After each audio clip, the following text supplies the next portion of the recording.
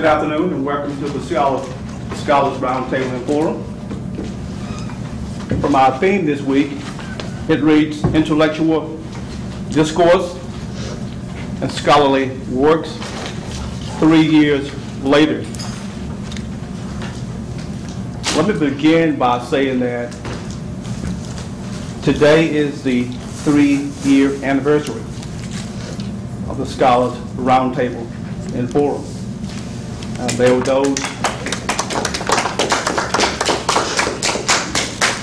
those who were somewhat skeptical and somewhat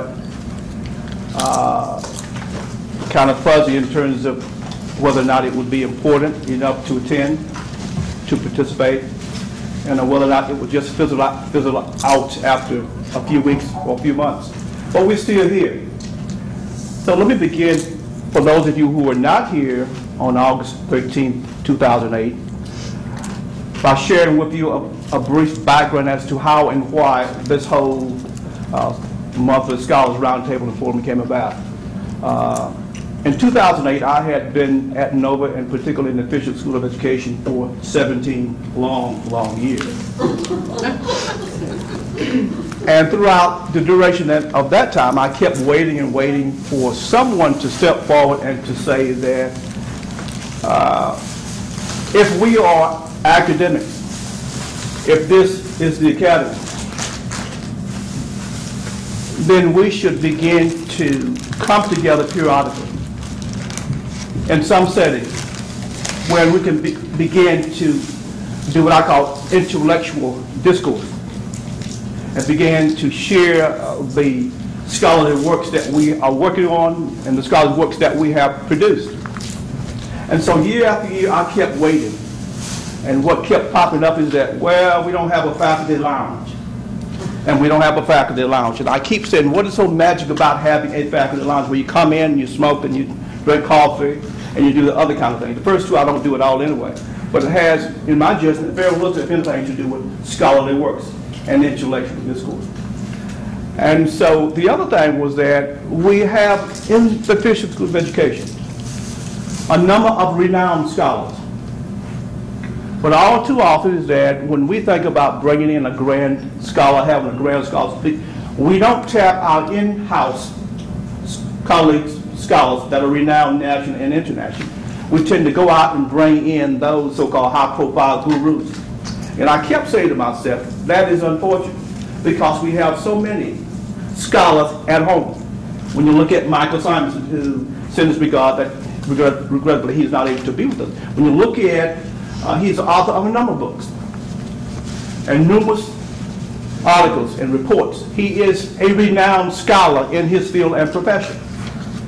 When you look at Wilmer Robles de Melendez, the author of 9 books, a renowned scholar on diversity, elementary and early childhood education, etc. And the list goes on and on and on. And yet we don't acknowledge at home our colleagues that are here.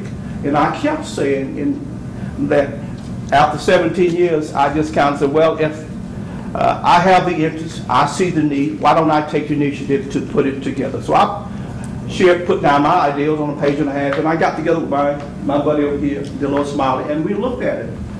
And I said, Delores, this is important. Why don't you and I team up and put this thing, become the co-founders of the monthly Scholars Roundtable and Forum.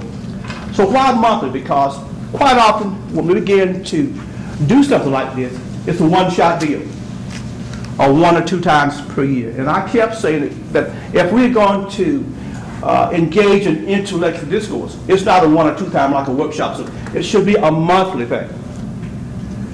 And so we came together on August 13, 2008, and co-founded the monthly Scholars Roundtable and Forum. And we had a very, very definitive purpose. I put before you a copy of that purpose. Take a few minutes and review that, the sheet that I have in front of you. It speaks specifically to the definitive purpose that she and I put together.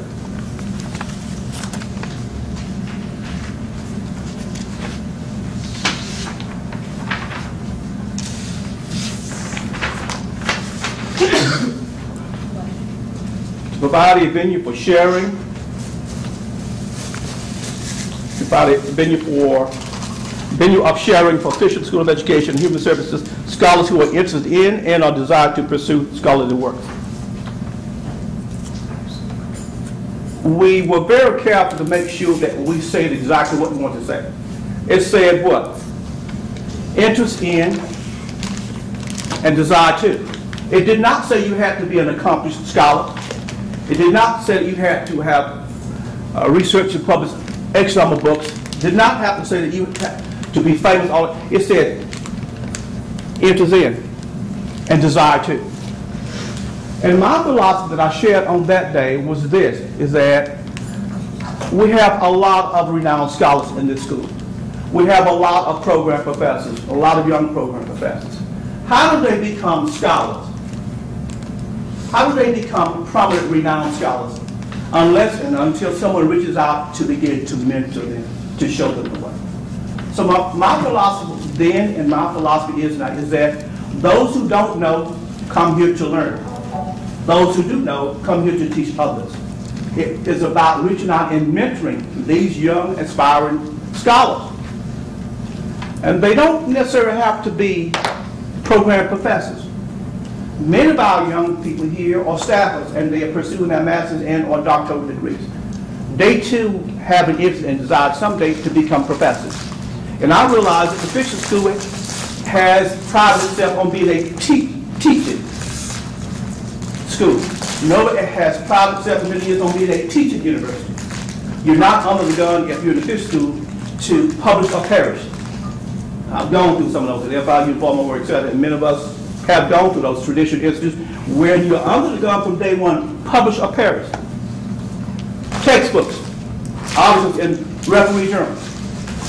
So although you're not under that gun, my thing is this, is that it's not just good enough to be a legitimate academician to say, I'm a great teacher. You also should have the interest and desire to become a scholar. Not just to recite and use other professors' texts. Write your own textbooks. You need to, Al is author of a number of books in his field of study. And several others. You need to research and write your own textbooks. You need to get articles published, not just in journals, but in referee journals. Many of our young people get their doctoral degrees after working here for years, and then they want to go to another university. And many of those universities are traditional universities. So they require that you publish or perish. So this becomes a good training and good preparatory guide. So when you look at the purpose, we were cognizant of that. Cultivate a culture of scholarly mentoring. Brainstorm and critique research ideas, trends, and issues. Advocate and promote collaboration in the researching and writing of books, articles, monographs, anthologies for publication. And we have stuck to that. So we began with a sequence. And Delos want to show you a clip where we began initially talking about what is a scholar. And I remember Marielle Lamar attended the first day here. Y'all knew Marielle. And she got up and asked a grand question, well, what is a scholar? She knew the answer to that. But I said, I want to make sure that whichever way we define a scholar, I don't want to be so selective and so exclusive that deny and locks out those who have an interest and desire to do what is necessary to become a scholar. So what is a scholar? A person who is involved in researching, writing, and publishing of works in his or her field and profession. That's Hoag's definition. Whatever your definition is, that's fine. But that is mine. And so the whole thing is that whether you are a secretary, or whether you're a grounds worker, or whether you're a professor, what have you, you're all welcome here because it is about learning. It is about learning. And this is about what is required and how can professors who have a history of being successful in the field can reach out to you and begin to mentor you so that you can go forward and become a renowned professor. So we began with textbooks. We have a clip say Michael Simonson, and then we went to several other professors. So we began with textbooks. And then we went to articles. And then we went to presentations at national conventions and conferences. And then we got into some other works. So let me kind of bring my little spiel to a close by saying this.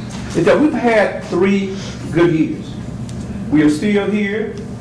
We still want to encourage you, the young professors, aspiring professors, to come and learn.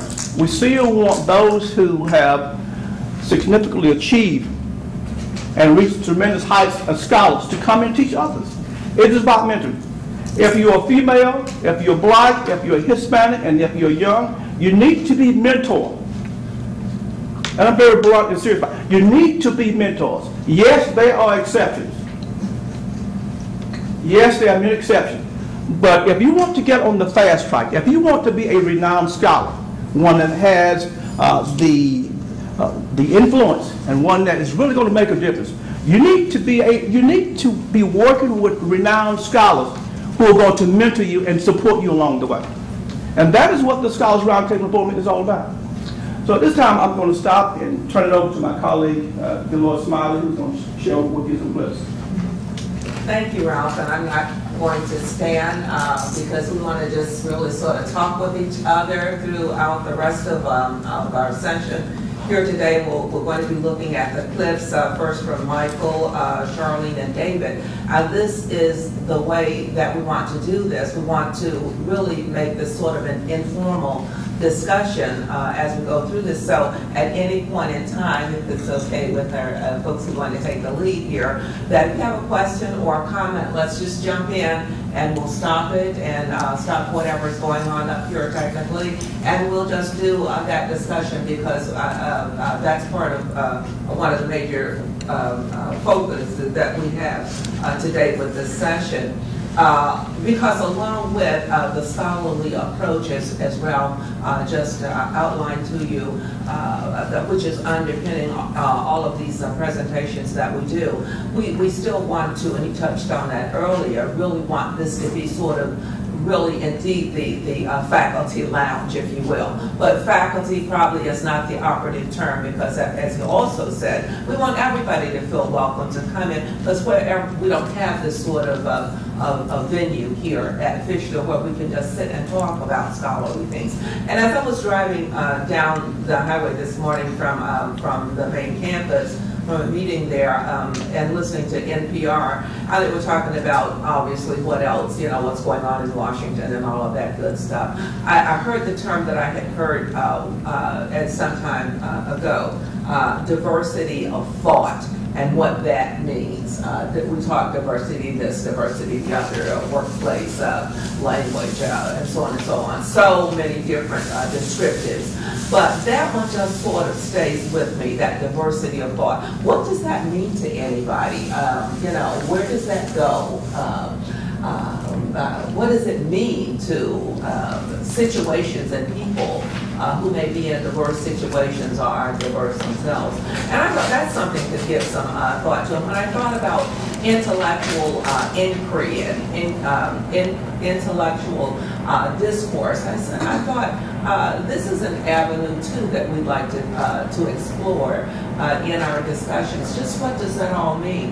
And is there a convergence of thought at some point in regards to this? So it's just another thing to keep in mind as we continue our discussions, and these have been so great.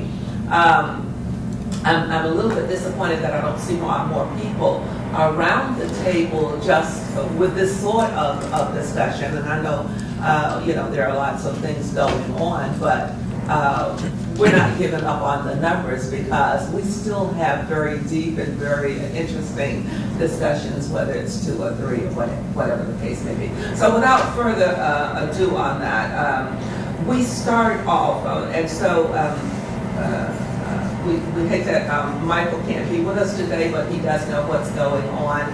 We wanted to start with his clip from the session that he did, and I don't have the date in front of me, that he did this, I think maybe a year ago or something like that. But he was like one of our first presenters, and he talked about the process, if you will, of books and publishing and what all of that mean or meant. Because of his interest in and what he's done in that area. Actually, he presented for us on October 8th, 2008. So let me just bring that up now, and just see what you think about this.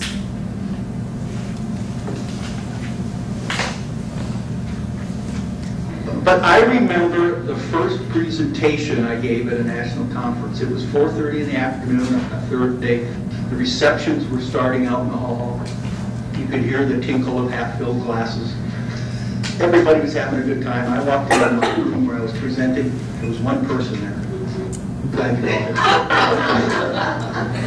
So I said to myself, you know, if he came to listen to me, I'm going to do it. I'm going to do my level best. I hit it hard. I hit it solid. I think I did a pretty good job presenting for the 20 minutes that I was allocated. When I was done, I walked up to him and I said, you know, I got to add, why are you here? I really appreciate the fact that you came to hear me talk. And he said, you're not going to leave, are you? I'm next on the program.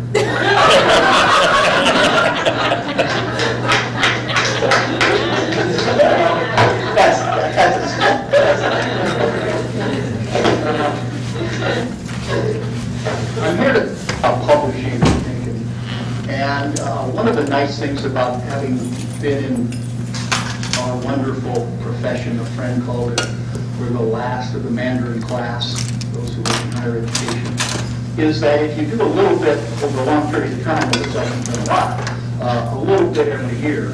I guess the reason I'm invited today is to talk about the fourth of my our textbook dealing with distance education.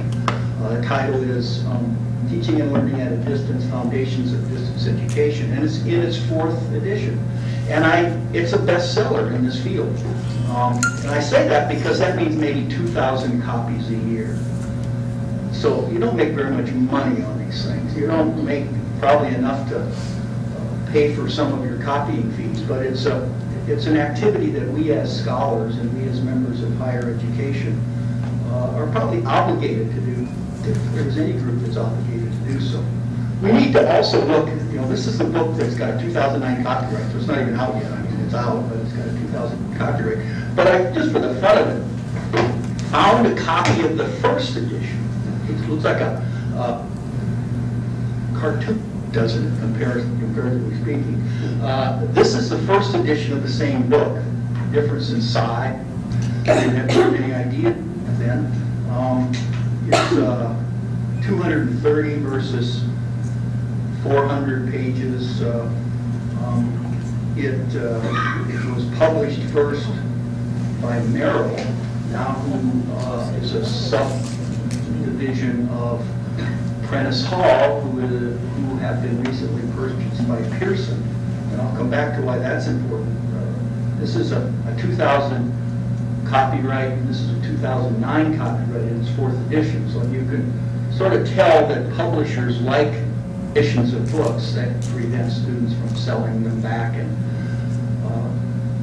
having other students then buy the used copies of textbooks. And I'll come back and talk about this whole publishing process a little bit.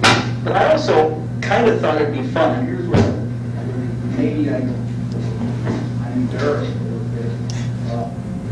As I come back to my publications, one of the questions that a lot of people ask is, how did you get started? Well, I pulled my first two publications. Those of you who are part of the doctoral faculty know that we all are required to put our publications in this new faculty file that's online. And Wayne, love Wayne, he said, but don't go back to 1950 and put something in there. Well, my two publications are my first two. You know, you never forget your first one. I never forget my first two. 1973 in a journal called Audiovisual Instruction, titled Revive the Opaque. You know what an opaque projector is? Or there have been machines that would project opaque objects. Well, I wrote an article that I was so proud of, titled Revive the Opaque. I was an instructor of secondary education. That talked about using opaque projectors to make super graphics, project things on the wall, you know, and then trace around them and then paint them all up, and then you had this nice big super graphic. And its companion article, also 1973, was titled 4 More Organized Film Editing. And it was a short column about broom bins, boxes where you take your Super 8 film clips that you cut apart and you hang them on paper clips suspended from a board inside this box. So you could organize the pieces of your 8mm film in order to splice them back together to make a single concept. Isn't that silly? But I've never, apparently I published a number of other articles. I don't remember the titles of hardly any of them. But this is how you get your start, I think. Instead of trying to produce the master tome on some issue or topic, I think you've got a pretty good one. It's going to be a good one. Most of us, folks such as myself, we have to start small, sort of build our level of confidence and see our name in print maybe, and wait for the phone calls to come. Which never did, by the way. There was nobody that wanted to film anything. And I'm going to pause this at this point and ask you, is there any highlight of this that you're picking up, anything there that you think may be a benefit to you, anything there that you want to comment on, so forth. Yes, sir. Yeah, I was just thinking when he talked about Pearson and being taken over, that when we had our contract for the first book, it was with Pearson, and it was for full color and all of this. But when it was taken over by Prentice Hall, or Allen and Bacon took it over, that they only did black and white. They hadn't done any education books in color. And I remember that one of the other authors, Judy Lever, said she had to fight with them and almost threatened to get a lawyer in order to honor the contract. And so they did finally produce it in color, and they're still doing it in color. But it was a battle. And we were lucky that they were getting 8,000 to 10,000 copies sold at the time. But it's still not much money, as he said. Yeah. So apparently, I think I'm taking from that some of what you just mentioned, that the whole business is not a money-making project, right? That's right. Yeah. The one we're working on now on case studies on distance learning, we figure the royalties are going to be so small, we're turning them over to the Division for Distance Learning. And we'll be seen as altruistic, but it's probably not going to cost us but a few $100s. So, Al, basically, if someone's there in publishing textbooks, let's say, in this instance, it's really more or less for the scholarly, or because of your field, your training, your interest. Well, the way that one, the first one started out on teaching and learning and technology is when Judy Lever was here and we were teaching. We couldn't find a textbook that integrated theory and practice, and we said, we're going to write our own. Well, after she left here, and it was 10 years later, she said, it's time to do it, and so she started and gave me a call if I wanted to join them. Has anyone else around the table thought that, if you're teaching, I just don't see what I need to see, so I may think about developing something on my own, or even with a colleague? Yeah. Want to talk about that a minute? No, go ahead. I'm not a deep thinker. I'm sorry? I'm not thinking. I just have a question before we get off the publishing. Okay. No, go ahead. Go ahead. Well, my experience overseas is the same. There's plenty that has not been published, and there's plenty that has not been. And usually we go in through the same obstacles, and the perception is that it's not going to be profitable. But either way, it's meaningful. It's profitable versus meaningful, and you do it for the meaningful part. That's about it. The same reason we're in education. Yeah, that's really exactly we're not here for the money, obviously. Yeah, obviously. Okay. Yes. I was also going to say that we're working in one of the courses I teach now. We can't find a decent book, or one that really meets the needs the way we want. So now, with Prentice Hall and Allen and Bacon, they will let you create a custom textbook, And so we've created one. We have the model of it. We don't like it, so we're going to revise it now before we ever put it out. Now, obviously, there won't be any royalties or anything there, so it's strictly for the need. Okay. But it's going to make it cheaper for the students, because we said we're sick of this, of them having to pay over $100 for books. So this one's got to be under $100, so we're doing everything we can to keep it down. Let me ask you another question this way. How many of you are currently teaching, full-time program professor, or just teaching the course itself?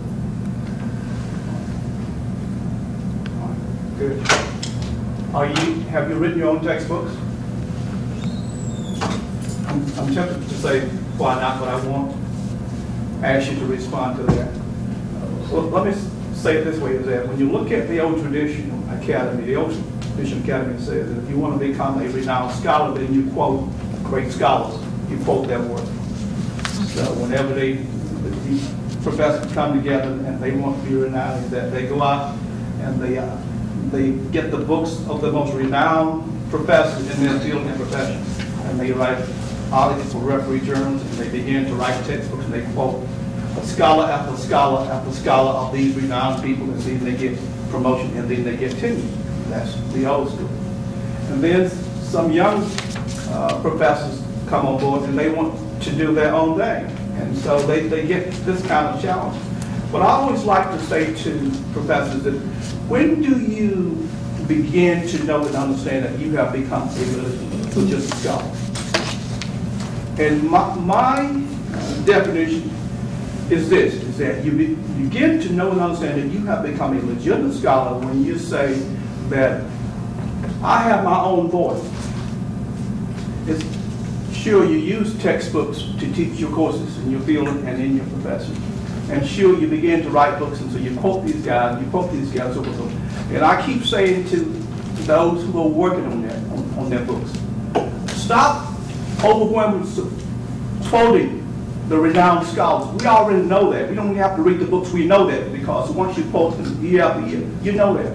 It is when you begin to get your own voice that I am a professor in technology. I'm a professor in international studies, and that I have a voice, and my voice should be put in textbooks, in my textbook. That I'm one of those guys and girls too.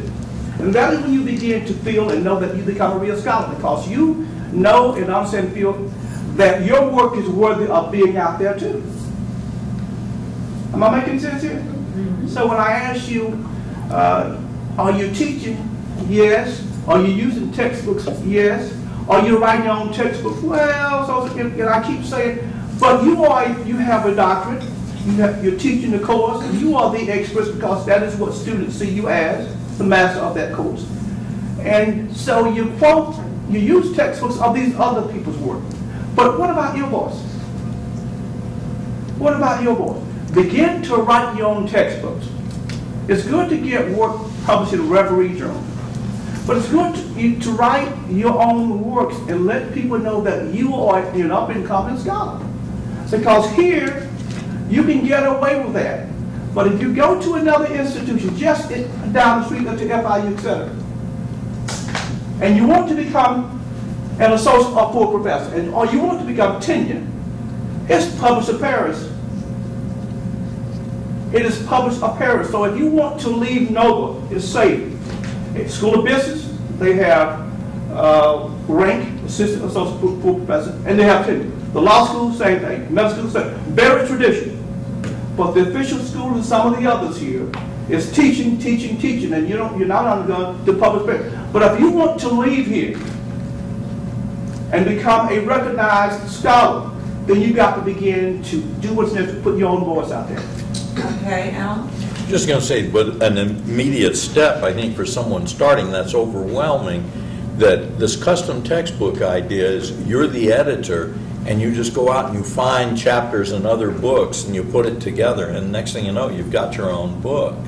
It's not I think that there hard. may be a variety of ways to really get started. I think he shared, Mike also shared, this is how you get started. So I think anybody who's really, really interested in that, you can think of probably, or explore, do some research, find out, how do I really get going.